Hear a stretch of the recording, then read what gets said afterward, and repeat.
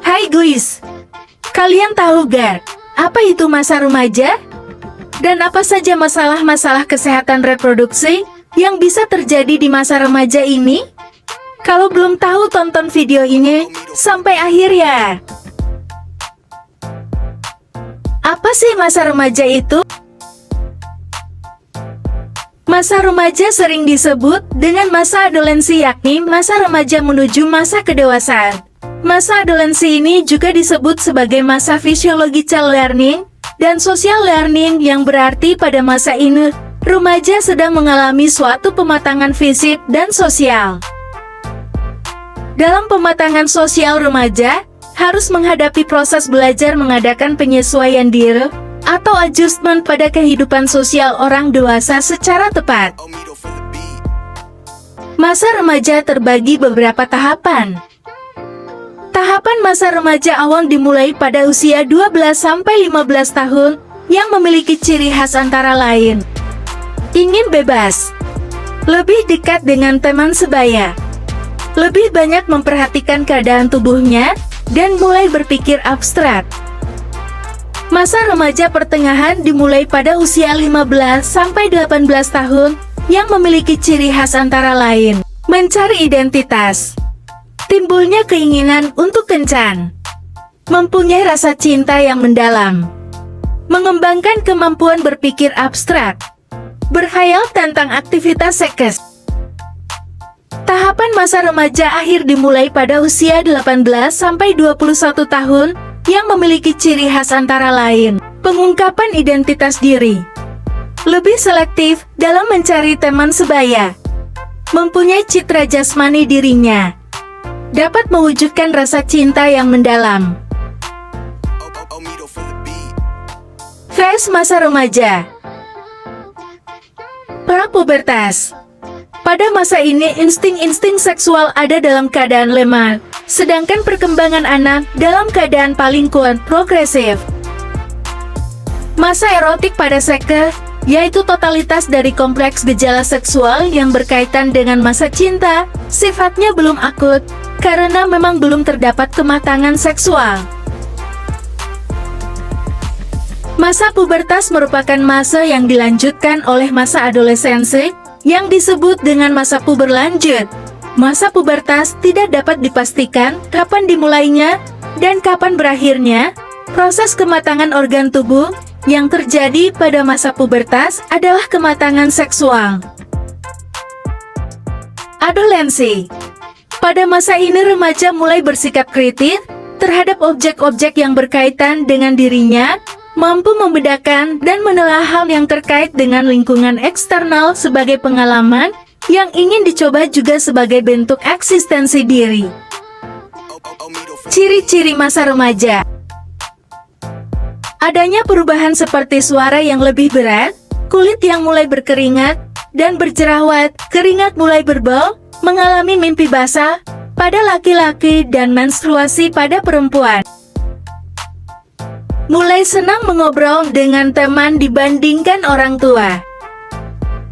Sering menjadi tidak percaya diri ketika membandingkan dirinya dengan orang lain. Ada ketertarikan dengan lawan jenis. Mulai mencari perhatian dari lingkungannya. Perkembangan remaja perempuan. Perkembangan fisik. Perubahan fisik remaja ditandai oleh tanda seks primer dan sekunder. Perubahan secara primer berupa perubahan fisik dan hormon penting untuk reproduksi. Perkembangan emosi. Perkembangan emosi ini berkaitan dengan perkembangan hormon yang ditandai dengan emosi yang sangat labil. Remaja belum bisa mengendalikan emosi yang dirasakan sepenuhnya. Perkembangan kognitif. Remaja dalam menyelesaikan masalahnya menggunakan tindakan yang logis. Remaja dapat berpikir abstrak dan menghadapi masalah yang sulit secara efektif. Perkembangan psikososial. Pada perkembangan psikososial ini, remaja mulai tertarik dengan lawan jenis. Bertambahnya minat sosial dan penampilannya menjadi lebih penting dibandingkan sebelumnya. Pada masa remaja ini, sangat perlu diperhatikan untuk kesehatan reproduksi, agar bisa menghasilkan generasi yang berkualitas, dan tidak terjerumus ke dalam pergaulan yang salah, yang bisa merugikan bagi remaja itu sendiri. Teman-teman tahu tidak remaja putri lebih berisiko terkena penyakit dan infeksi pada reproduksi loh daripada remaja putra. Kenapa ya? Karena sistem reproduksi wanita lebih rentan terhadap infeksi mikroorganisme terutama pada saat menstruasi, serta bentuk dan letak alat kelaminnya yang dekat dengan anus. Kalian sudah tahu tidak, apa saja anatomi reproduksi pada wanita? Tetap simak video ini ya. Anatomi organ reproduksi pada wanita terdiri dari organ reproduksi eksterna dan interna. Organ reproduksi eksterna. Mons veneris yaitu bagian menonjol ke depan menutup tulang kemaluan. Labia mayora yaitu bagian terluar vagina yang terdiri dari rambut, kelenjar lemak, serta kelenjar keringat. Labia minora yaitu lipatan kecil di dalam labia mayora yang terdapat pembuluh darah. Pembuluh darah ini akan membesar ketika ada dorongan seks. Klitoris merupakan bagian yang sangat sensitif saat hubungan seks, karena banyak mengandung pembuluh darah dan serat saraf. Vestibulum yaitu bagian yang terletak di antara vulva dan anus, yang memiliki muara vagina atau liang senggama, kelenjar Bartholin, saluran kencing, dan kelenjar Skene. Himen yaitu selaput tipis yang menutupi sebagian lubang dari vagina luar. Genitalia interna alat kelamin bagian dalam. Vagina adalah saluran senggama yang menghubungkan rahim dengan bagian luar. Rahim yaitu seperti buah pir dengan berat sekitar 30 gram, berongga dan berotot. Cervix yaitu bagian dari uterus membentuk sepertiga bagian bawah uterus. Endometrium yaitu lapisan dalam yang mengandung kelenjar racemosa dan sebagai tempat implantasi. Tuba Fallopi yaitu memiliki panjang 12 cm sebagai saluran dan tempat pertumbuhan hasil pembuahan sebelum menempel pada endometrium. Permasalahan yang terjadi pada reproduksi wanita. Gangguan pada menstruasi adalah masalah yang umum yang terjadi pada masa remaja. Faktor fisik dan psikologis dapat berperan pada gangguan menstruasi ini. Klasifikasi gangguan menstruasi adalah sebagai berikut. Gangguan lama dan jumlah darah haid. Hipermenorea adalah gangguan siklus menstruasi tetap teratur, jumlah darah yang dikeluarkan cukup banyak, dan terlihat dari pembalut yang dipakai dan gumpalan darahnya. Hipomenorea adalah gangguan siklus menstruasi yang tetap teratur sesuai dengan jadwal menstruasi, dan jumlah darah yang dikeluarkan sedikit. Polimenorea adalah siklus menstruasi lebih pendek dari biasanya, yaitu terjadi dengan interval kurang dari 21 hari. Oligomenorea adalah siklus menstruasi dengan interval 35-90 hari, jumlah perdarahan mungkin sama, dan penyebabnya adalah gangguan hormonal. Amenorrea adalah keterlambatan menstruasi lebih dari 3 bulan berturut-turut atau tidak terjadi menstruasi. Dysmenorrhea yaitu keadaan nyeri yang hebat dan dapat mengganggu aktivitas fisik sehari-hari yang terjadi 2-3 kali seminggu. Menometrorragia merupakan perdarahan dalam jumlah banyak yang berlangsung panjang atau terus-menerus terjadi selama hari pertama atau hari kedua hingga akhir menstruasi. Sindrom prahaid merupakan berbagai gejala fisik, psikologis, dan emosional yang terkait dengan perubahan hormonal karena siklus menstruasi.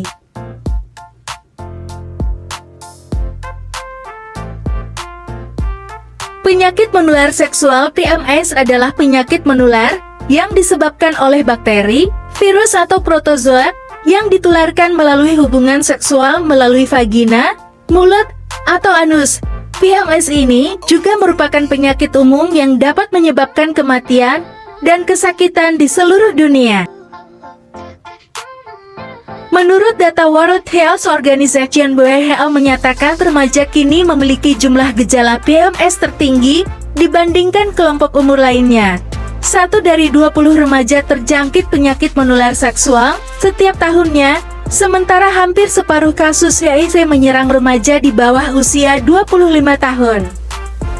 PMS biasa terjadi pada laki-laki dan perempuan yang mengalami gejala-gejala antara lain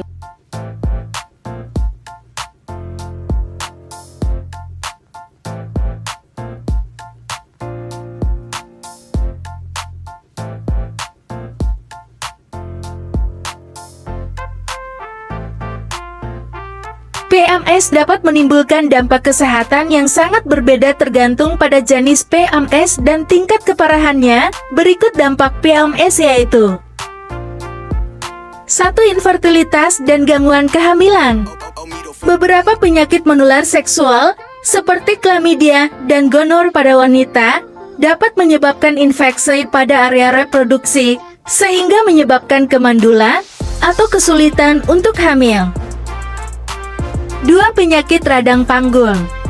Penyakit radang panggul adalah infeksi pada organ reproduksi, termasuk rahim, ovarium, dan saluran tuba. Penyakit ini dapat menyebabkan nyeri panggul, kemandulan, dan risiko kehamilan ektopik yang dapat mengancam jiwa. 3. Penyakit menular seksual lainnya, yaitu penyakit menular seksual seperti HIV, dapat menyebabkan melemahnya sistem kekebalan tubuh, sehingga rentan terhadap infeksi lain. Selain itu, HIV juga dapat menyebabkan AIDS, suatu tahap yang dapat merusak sistem kekebalan tubuh secara serius. Berdasarkan jumlah laporan kasus penyakit kesehatan reproduksi atau HIV/AIDS di Jawa Timur, pada Januari-Desember tahun 2021, di Jawa Timur terdapat 5.538 kasus dan deteksi kasus menurun dibandingkan tahun 2020 yaitu 7.395 kasus, AIDS sebanyak 544 kasus, dan 102 kasus AIDS meninggal 18,7%. Pencegahan PMS dilakukan dengan cara memberikan pendidikan dan konseling pencegahan PMS. Upaya ini mencakup penyediaan informasi yang akurat tentang IMS, risiko penularan, metode pencegahan seperti penggunaan kondom, pentingnya tes dan pengobatan yang tepat, dan pendidikan melalui kampanye, media sosial, sekolah, dan program penjangkauan masyarakat. Screening dan pengujian adalah salah satu langkah terpenting yang harus dilakukan untuk mengidentifikasi infeksi. Screening ini meliputi pemeriksaan laboratorium untuk mendeteksi infeksi seperti chlamydia, gonorrhea, sifilis, dan HIV. Perawatan dan pengobatan, yaitu pengobatan yang tepat dan cepat, penting dalam menangani infeksi dan komplikasi PMS. Pemberian obat ini seperti antibiotik, antivirus, atau pengobatan lainnya, tergantung jenis dan tingkat keparahan infeksinya. Nah, kalian sudah tahu kan, apa itu PMS? Dari sekarang harus tetap jaga diri, agar terhindar dari pergaulan yang bisa menjerumus ke hal-hal negatif, yang bisa merugikan masa depan kalian semua ya. Dan jangan lupa tetap menjaga dan melakukan perawatan pada organ reproduksi kalian ya. Mau tahu caranya? Yuk tetap simak video ini. Biasakan mencuci tangan dengan sabun sebelum dan sesudah menyentuh vagina dan mengganti pembalut. Membasuh vagina dengan air bersih mengalir dari arah depan vagina ke belakang anus, bukan sebaliknya. Karena jika terbalik arah, kuman dari daerah anus akan terbawa ke depan dan dapat masuk ke dalam vagina. Saat membersihkan daerah kemaluan, tidak perlu menggunakan cairan pembersih, karena cairan tersebut akan merangsang bakteri yang menyebabkan infeksi. Apabila menggunakan sabun, sebaiknya gunakan sabun lunak dengan pH 3, 5 misalnya sabun bayi yang biasanya ber-pH netral. Keringkan daerah kemaluan dengan tisu toilet atau handuk agar tidak lembab. Gunakan pembalut yang bersih dan berbahan yang lembut, menyerap darah dengan baik, serta tidak membuat alergi. Mengganti pembalut sesering, mungkin sekitar 4-5 kali dalam sehari, atau setiap 4 jam sekali dalam sehari untuk menghindari pertumbuhan bakteri yang berkembang biak pada pembalut, menghindari bakteri masuk ke vagina, dan timbulnya aroma tidak sedap. Gunakan celana dalam dari bahan alami katun dan tidak ketat, serta dapat mengcover daerah pinggul agar dapat menopang pembalut dengan kuat. Celana dalam yang ketat dan tidak menyerap keringat membuat sirkulasi udara tidak lancar, membuat kulit iritasi dan beresiko mengundang kuman jahat untuk bersarang di daerah kemaluan. Mengganti celana dalam 2 kali atau lebih dalam sehari untuk menjaga kelembaban yang berlebihan, dan celana dalam yang sudah terkena noda darah harus segera diganti. Bila ada kelainan, misalnya terlalu banyak darah keluar dan tidak teratur, periksalah ke dokter. Nah, sekarang kalian semua sudah tahu kan bagaimana cara melakukan perawatan organ reproduksi masing-masing. Jangan lupa tetap memperhatikan kebersihan dan kesehatan reproduksi masing-masing ya, agar tidak terkena infeksi atau bakteri yang masuk.